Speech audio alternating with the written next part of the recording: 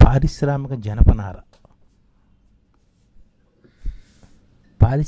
జనపనార పంటతో 25,000కు పైగా ఉత్పత్తులను తయారు చేయవచ్చు. BMW వంటి కంపెనీలు కొన్ని మోడల్ కార్లకు ఈ జనపనారతో తయారు చేసిన విడిభాగాలతో ఉపయోగిస్తుంది. దీంతో ఆ కార్ల బరువు 30% తగ్గడంతో పాటు ఇంధన వినియోగం సామర్థ్యం 20% పెరిగింది. ఈ నారతో చేసిన కార్ల విడిభాగాల బరువు కూడా స్టీల్తో చేసిన వాటికన్నా 5% తక్కువ.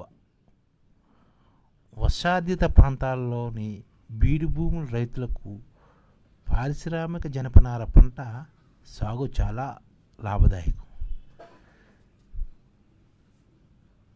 తెలుగు రాష్ట్రాల్లో ఈ పారిశ్రామిక జనపనార పంటను అనంతపురం, నల్గొండ, మహబూబ్నగర్ జిల్లాల్లో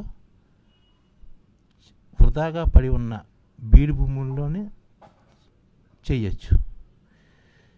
దీంతో ఒక్కో పంటపై రైతుకు అన్ని ఖర్చులు పోను 30,000 వరకు స్థిర ఆదాయం లభించవచ్చు. ఈ పారిశ్రామిక జనపనార ఉత్పత్తిని పెంచుకొని జనపనార పంటలతో రకరకాల 25,000కు పైగా ఉత్పత్తులను తయారు చేసి రైతులకు మేలు చేయొచ్చు.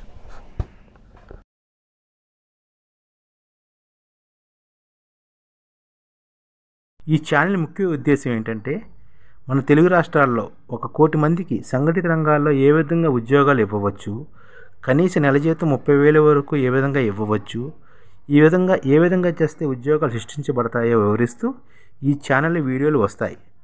అలాంటి వీడియోలు మీకు కావాలంటే మన IDF భాస్కర్ ఛానల్ని సబ్స్క్రైబ్ చేసుకోండి. IDF అంటే ఇండియన్ డెవలప్మెంట్ ఫోర్స్. ఈ వీడియోలు చూసిన తర్వాత మీకు నచ్చితే లైక్ చేయండి, మీ ఫ్యామిలీ మెంబర్స్కి షేర్ చేయండి, మరియు మీ ఫ్రెండ్స్కి షేర్ చేయండి. Thank you. నమస్కారం.